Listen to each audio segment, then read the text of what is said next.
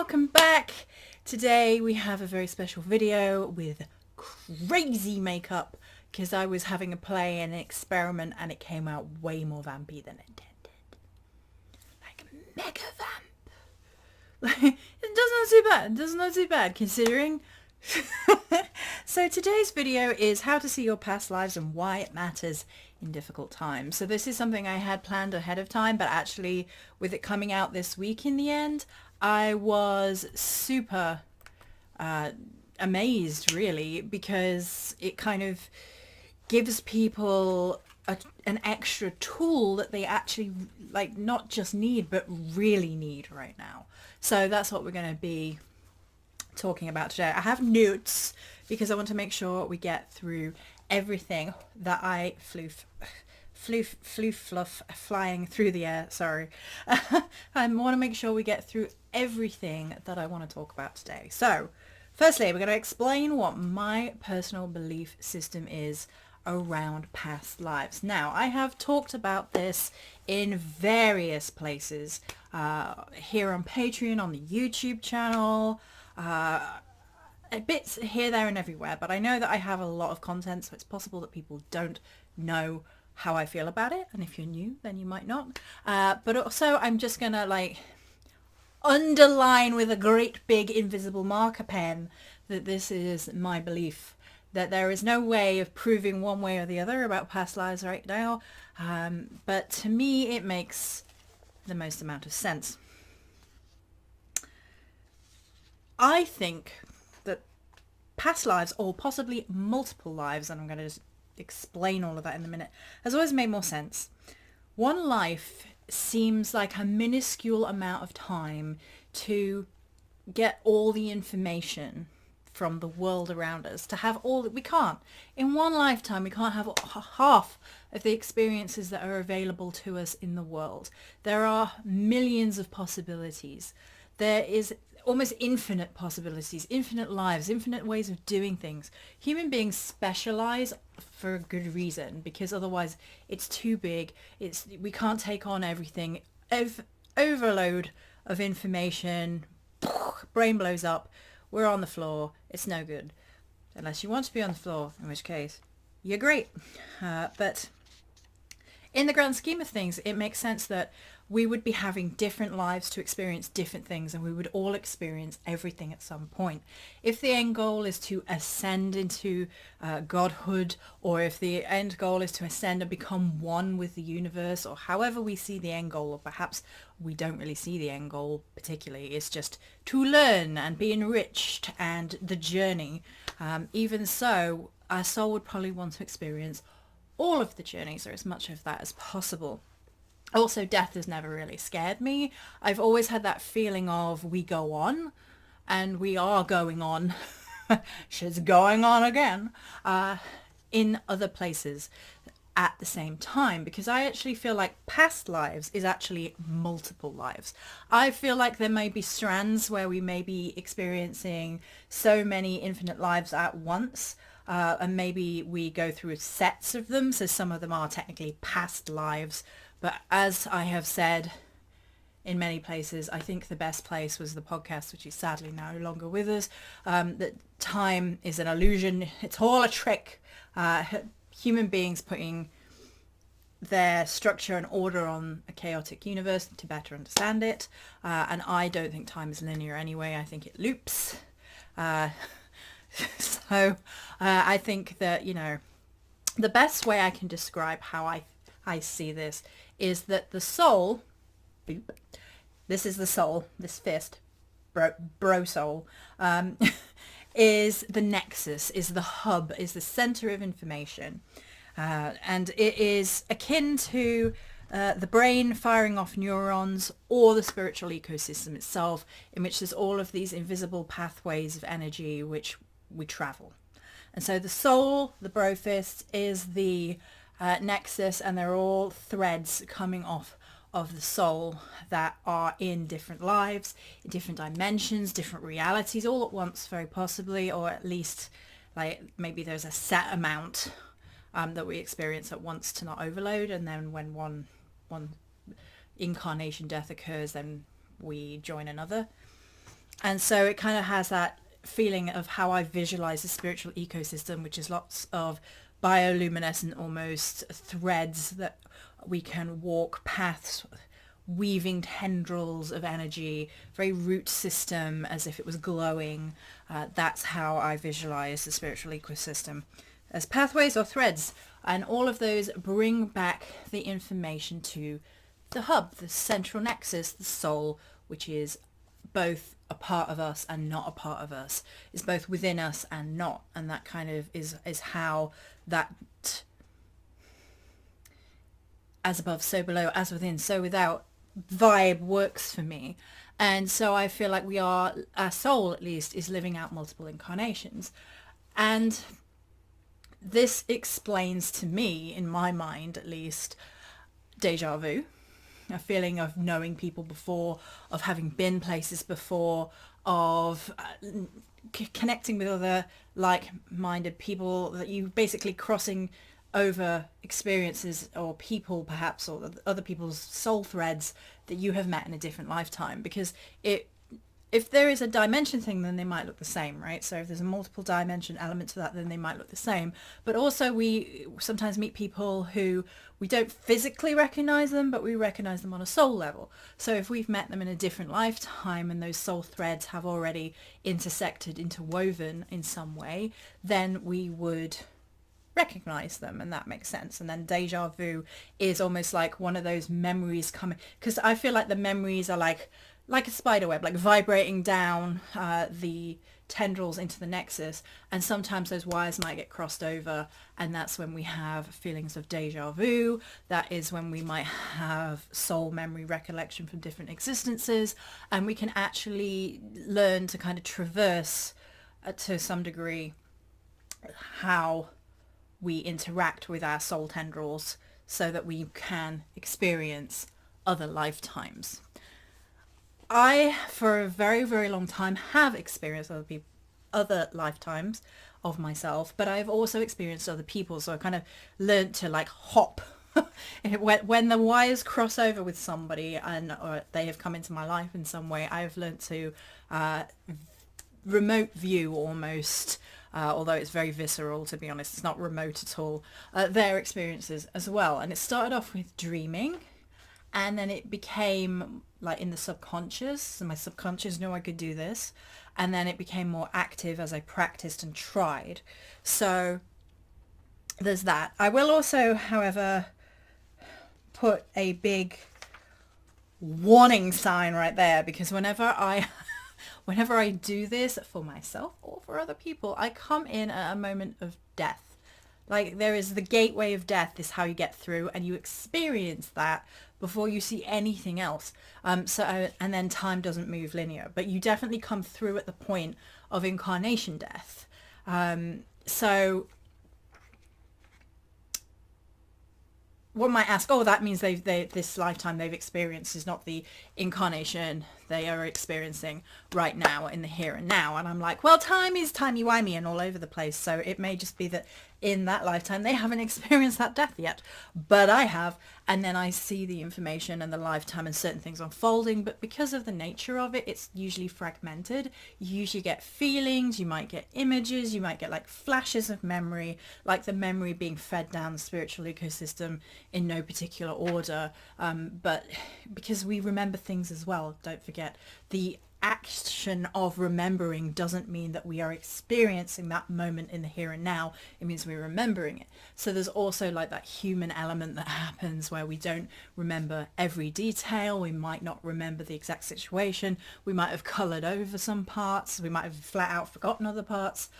So sometimes when you are actually hopping in, remote viewing, you are actually seeing fragments which are definitely flavored by the person that they were, the person that they were. So that's were and are in one smudge, because my brain is not loving it. It's too much to think about, brain. So my brain is still a little bit rocked from all the death and grief and everything. So you have to bear with me. So it is possible to connect to other lives where you've experienced many, many lessons. And why I think this is important in the here and now is the lessons from then, and we're using time as a linear tool here just to help with, otherwise we get lost, basically. We get lost on the roads to the self. So lessons of the then help support and reinforce the lessons of the now.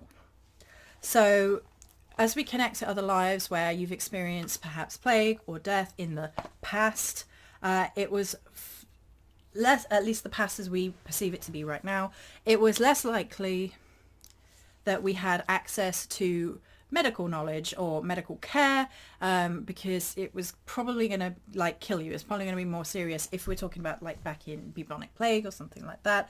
Despite what people believe, people did travel. Especially there's this wonderful example of Stonehenge where I went not too long ago. It was great.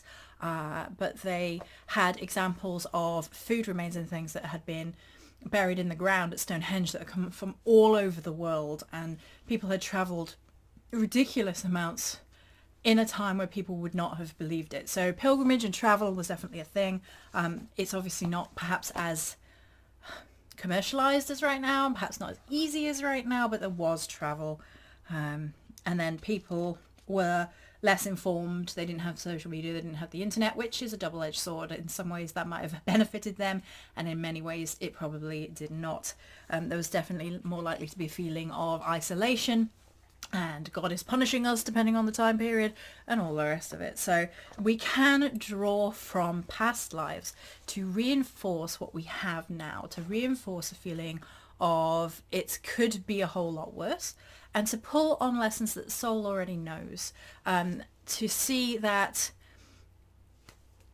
I mean, for me, it's like death is not the worst case scenario. It's never been the worst case scenario. I think that, you know, it's a bit like meeting death as an old friend, that kind of feeling, and it just is. And I don't know if it's everything I've been through in life that makes me feel like, well, it's just another doorway. It's just, you know, and then we go on. Bilbo. So I've talked about my experiences in dreaming and waking. The death gates can be really shocking and traumatic, because if the first few times you're not fully expecting it to happen and you're like, oh, that's unpleasant, especially if it's violent. Like I've popped into other people's lives when they've had like a sword thrust through the chest, a spear through the neck. I saw one of my deaths which was horrible, where like I'd been pregnant and somebody had killed me and the baby on purpose. Horrible. So these are not always light, and I mean light as in levity experiences. They can be pretty like traumatic almost for a second, because you're coming in at that point that might well be, well, no, that for me at least always has been the first thing you see in that moment, which is the end, and then you get sort of the painting of experiences and feelings and moods and emotions and memories from that point. So that is something to bear in mind. It might not work the same way for everybody. I have to say I have no idea if it'll work the same way for everyone, but it's definitely how it has worked for me. And sometimes it almost feeds into the tone of a life, because the climax of a life is the death. Wow. I just linked sex and death again. But it definitely does that. So it's something to bear in mind. And at some point I am going to offer this as a service, so something that I will do for other people if they would rather not experience the death bit, but would like some information, some ideas, some thoughts and memories and things that are impacting them. I am going to make another video because I just realized what I wanted to talk about something else, and this video is going to be quite long because now I'm going to talk you through the process of how I do this. If you don't want to know that bit, then thank you for joining us. If you do, then hang on for a little bit longer. But I am going to make another video talking about what to do if like repeat patterns have not been healed, because I did want to really talk about that. In fact, I'm going to make a quick note.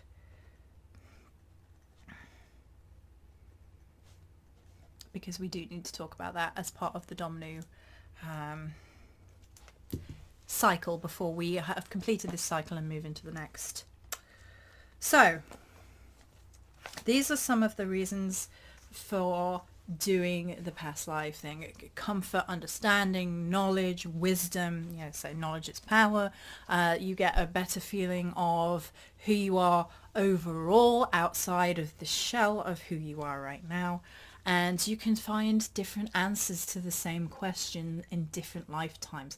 You're basically tapping into the plethora of perspective of your own experiences and soul, and they all belong to you. It's like that Akashic Records analogy where you're pulling out books out of a library and reading them, except that's not ever how I visualized it. I've tried to do that. And I love libraries. I love libraries and books. I am a full Virgo on that, but like that image did not work for me. It wasn't earthy enough, I don't think. I think maybe it was too astral and not earthy enough, not like grounded in reality enough for me, perhaps. And maybe it kind of dislocated us from it, because I feel like we're always interconnected to these experiences. Whereas like looking through books it kind of has that feeling of like it's done and it's on a page and that's the end of it. And I don't feel that is. I feel like that we are living out these experiences that sometimes we can tap into, which might be why we sometimes see ourselves in dreams and we don't look the way that we look, but we know it's us because we're actually cross-wiring, which is really easily done in subconscious dream state because of less active mind getting in the way.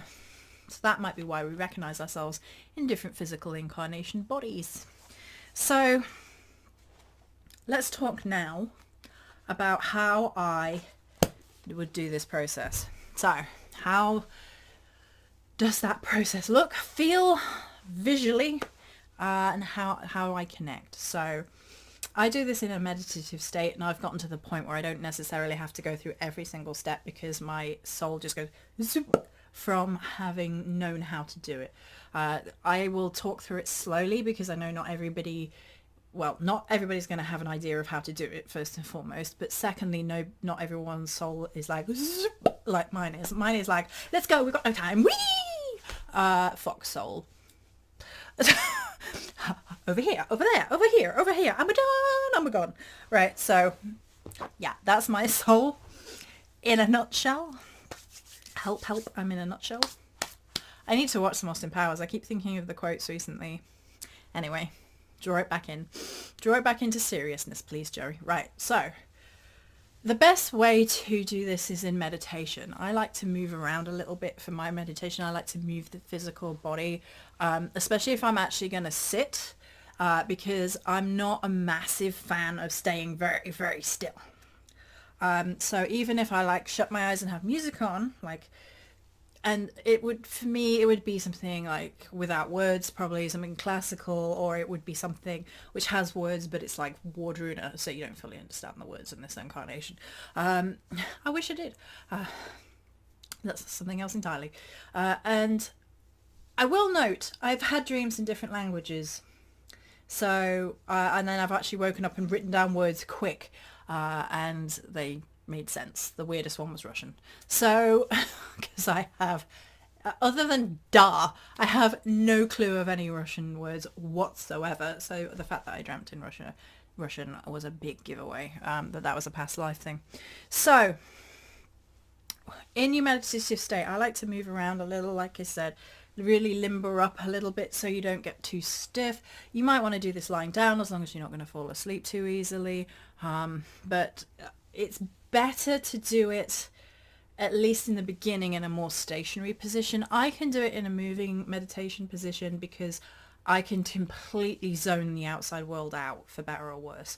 I can to the point where I won't hear people talking at me when they're right here, and that has always been something that I have kind of accidentally been able to do. It's very handy for meditation, not so much for social conversations when people get mad at you and you're like, what? Oh, sorry, I wasn't with you. So I can do it on the move, but I think it's easier, at least especially in the beginning, just to do it in a stationary, quote unquote, position. Because I'm not stationary even when I am. I prefer to move around. I prefer to allow the body to do what it wants. So I'm moving around now as if I'm just allowing my body to move how my body wants to move. And it kind of feels like flowing into the universe. We call this flowing into the universe. You are a universal conduit. Well, that's exactly what you are. So me being silly, but that is kind of what's happening. And you allow your energy to move and you allow yourself to feel connected to the threads of the spiritual ecosystem. And you can see them as little like spiderweb type things, little glowing roots, some thicker, some thinner, and you're just moving around within their vibration. It's almost like being in the ocean right now, but that's probably Dom Nu's influence at the minute, because she's taken the reins for this cycle. But it may feel a bit flowy, it may feel more ground and down and into the earth. At the minute it's kind of flowy, which is nice. It's got that kind of rhythm and tide feel to it right now, which is not a bad way to go, which is why I'm introducing it here in the Domino cycle, because if you do tap into that oceanic wave, that is a really easy way to get into past life regression, because the ocean is timeless, it's ancient, it's always been there, it has seen more than anything else, and it is a carrier of memory as well, because water carries memory, and there's some really beautiful studies about that. And don't forget, we are mostly water, so the body carries memory. So we are looking for memories that are beyond this incarnation life, so tapping into the water memory of the ocean, of the spiritual ecosystem, which is all elements, is a really useful thing to do. So the way that is perhaps the easiest and most efficient, I'm going to actually do this first. I'm going to make the symbol of the ellipsis, the 8 on its side, the symbol of affinity, with my 2 fingers on my projective hand, because it kind of opens up the portal of energy into the connection of beyond the self. It's sort of opening the gateway of the spiritual ecosystem through fluidity and movement. So that is something that I do. I'm also going to move my body in that sort of figure 8 thing, which stops my body seizing, and it also opens my entire energetic body up for the experience. And you may find that you experience these things in many different ways depending on who you are and how you experience spiritual things. So you might see, you might hear, you might feel, you might get strong impressions, strong emotions, you might get a whole plethora of them. That's perfectly fine. It's who you are and how you experience things as a vessel. And that's an individual experience. There's nothing to be ashamed of or wrong about that. So after we have started to open the gate, we might say out loud, this is our intention. We wish to see beyond our sight. We wish to see beyond our sight. We wish to see beyond our sight that we are living out of this shell, that which we are living outside of this shell, that which we are living outside of this shell. We reach into the spiritual ecosystem. Now, the way that I have been doing this lately, which I find is my preferred method as I have experienced it, is one hand up and reach, and one hand down, which you can't see, and reach. And I like to see them as alternating colours. I like to do it black and white. So as I reach up, the threads, the tendrils, the tree roots, the branches of the spiritual ecosystem fuse down into my hand, and they're bright white. And as I push my other hand down into the earth, tendrils that are black come up from the deep dark earth and root into my hand, and my hand roots into them, and the energy becomes one. As above, so below. As within, so without. And then I change over and do the opposite. So this hand is reaching up for the white tendrils whilst completely covered in black tendrils, and the other one is reaching down for the black ones, and they become fused, and then I bring them back to self, and I'm completely connected to all elements of the spiritual ecosystem. They're bioluminescent, they grow. Now that has anchored me into the spiritual ecosystem, but that is not how I personally tap into past lives. So you can actually do that part just to ground yourself, just to feel connected, just to feel the energy waves of people throughout the spiritual ecosystem, which is a really nice feeling of connectedness, wholeness, calmness. So in difficult times, it's not a bad practice to do on itself.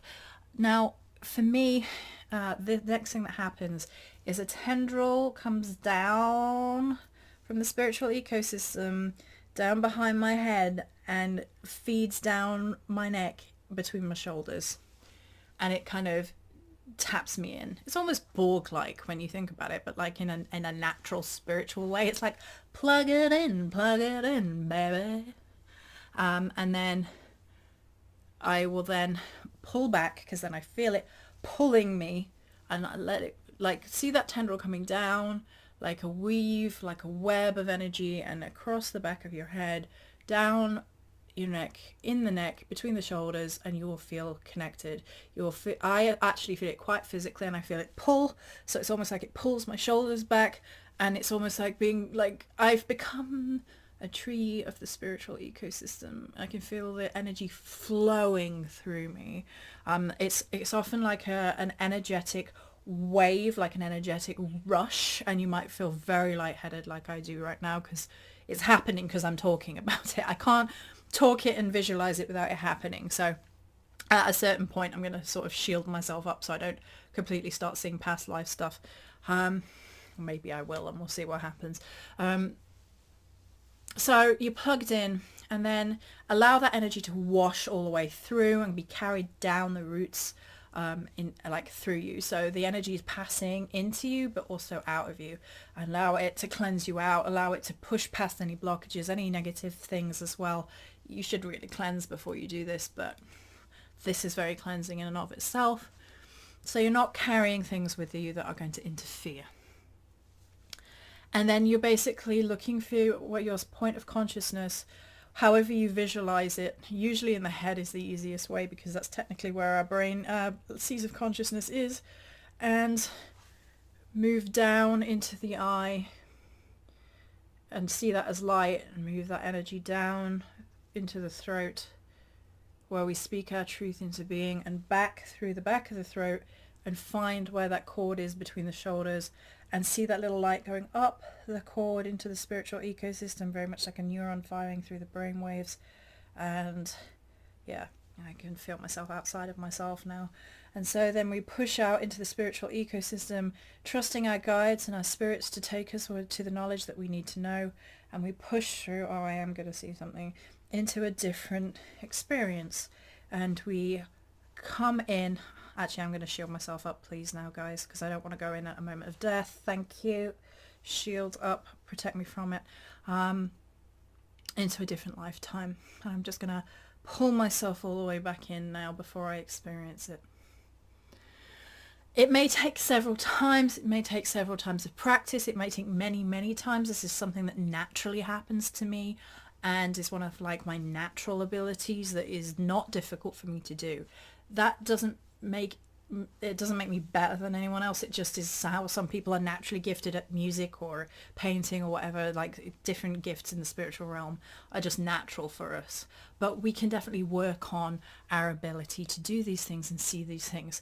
I would recommend journal by your side. You can either like write as you're going through it, like have it on hand so you're automatic writing, or you can write down what you experience when you come back into the body.